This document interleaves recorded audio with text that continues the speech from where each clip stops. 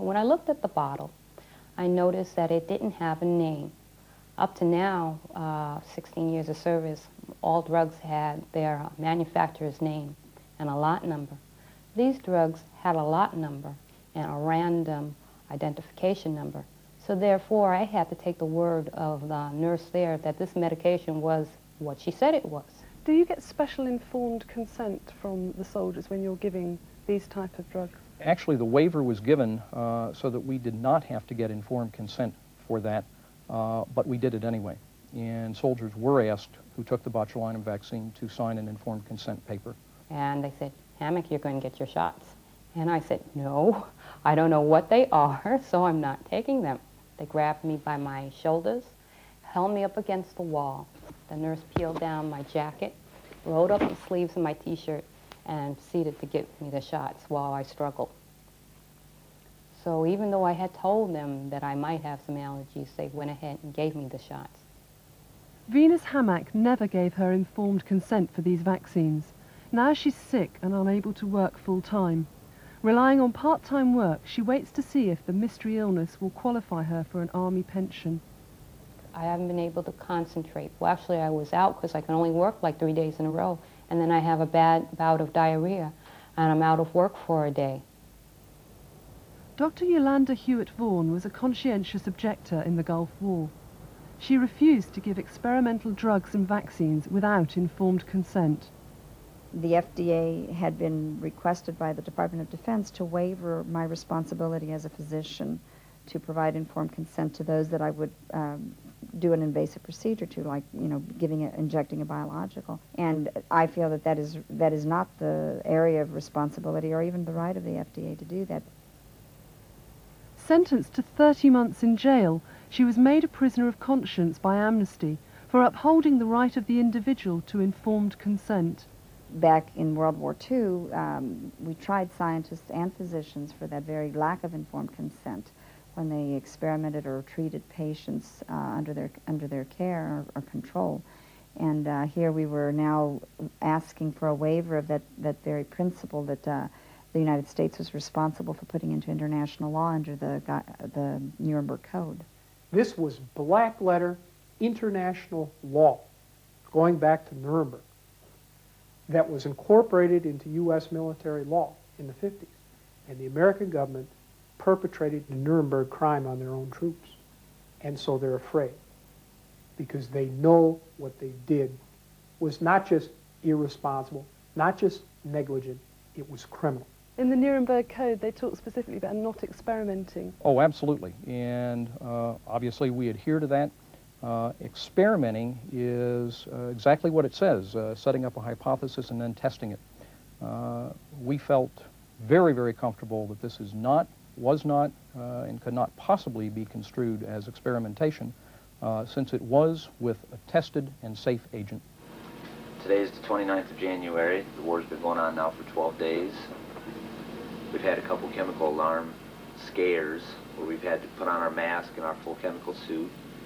And they all happen to be false alarms. There's little trace chemical in the air, but we think it's because the plants have been blown up in Iraq and the air is filtering this way. They say it's not enough to hurt you, though. We have, in attacking those targets, have attacked them in such a way, and I can't give you all the technical aspects of it, to minimize the potential for any of those toxins to go into the air. It's not to say that it couldn't happen.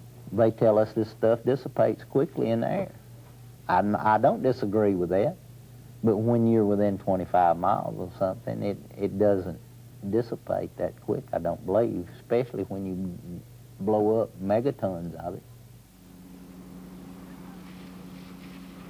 We've discovered something in the order of 140 and 150,000 munitions, something in the order of 600-700 tons of agent in bulk storage, and some 4,000 plus tons of precursors for making chemical warfare agents.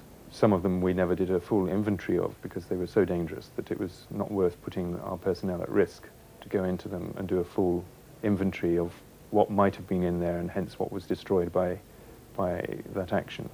But basically the facilities were very heavily damaged. Virtually every bunker was hit.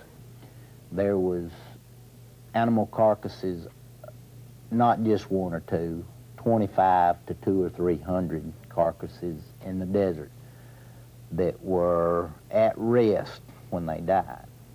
No signs of struggle whatsoever. Just 6 days into the coalition bombing of Iraq's chemical munitions sites, a Czech anti-chemical unit found traces of a nerve agent, sarin, on the Saudi-Iraq border. The Czech officials told me that what they detected was the residue from a plant, chemical plant or a warehouse that was bombed by the Allied bombing early in the campaign. Today, the French military confirmed they've detected the first traces of fallout from destroyed chemical installations. Our country and the Allies were very concerned about this. They did a lot of research before they did their bombing. But that's something that you just have to live with and try to minimize. Of course, when you're talking about whether or not to go in an area, you have to consider it, but no government likes to broadcast this as a possibility. Chemical and biological weapons create such a reaction of fear and dread among the public that it's not something that you talk about a lot.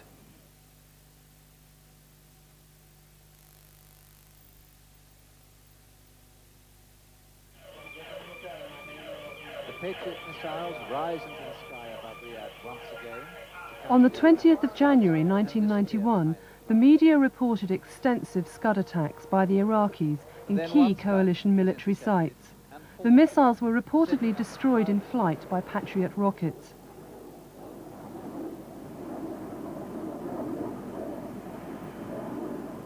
On January the 20th, we were all asleep. It was early in the morning, and there was a huge explosion took place over the camp, and it woke everybody up. And immediately the alarm went off, and they announced over the PA system to go to Mach 4, which is full chemical gear. It was the testimony of the Seabees, the 24th Naval Reserve Construction Battalion out of Alabama, who stunned a Senate hearing in Washington in June this year by claiming they were targets of a chemical weapon released in the Gulf. 79 people in the unit now suffer the mystery illness. There was a strong odor of ammonia in the air. Part of it was in my mask. My eyes was burning, my nose was running, and I slipped a poncho on and went on to the bunker. And when I got to the bunker, my skin was on fire. I had burning skin, my eyes was watery, I couldn't breathe. Well, the nerve gases are extremely toxic, and basically they paralyze the muscles. They act by blocking messages going down the nerves and blocking the message from the nerves to the muscles. So all of your muscles become paralyzed. That means that your eyes can't focus, your pupils become very small, you start to salivate, dribble profusely from the mouth, you may have diarrhea, and you will have difficulty in breathing. Now, all of these effects depend on how much you're exposed to. There were several people complaining about their skin burning and eyes running and nose running, and the same symptoms I was having. But at the time, we didn't really know what was taking place. It was total chaos. I felt like it was some kind of chemicals in the air. In fact, you could see a little mist, falling down or something. But, after it was over, the next day they told us not to say anything. We couldn't talk. We talked between ourselves, but not to anybody else. The next morning, they passed that explosion off as a sonic boom. But there is men that saw the fireball. And you don't get a fireball with a sonic boom that I know of. I think that was a chemical attack, but I can't prove it. And, this government here is trying to hide everything, so we'll never know. I say it was mustard gas because of these things that pops out all over us. Mustard gas would cause this, but the government don't want to say it. They don't want to say we was hit with nothing. But then I would like to know where this came from.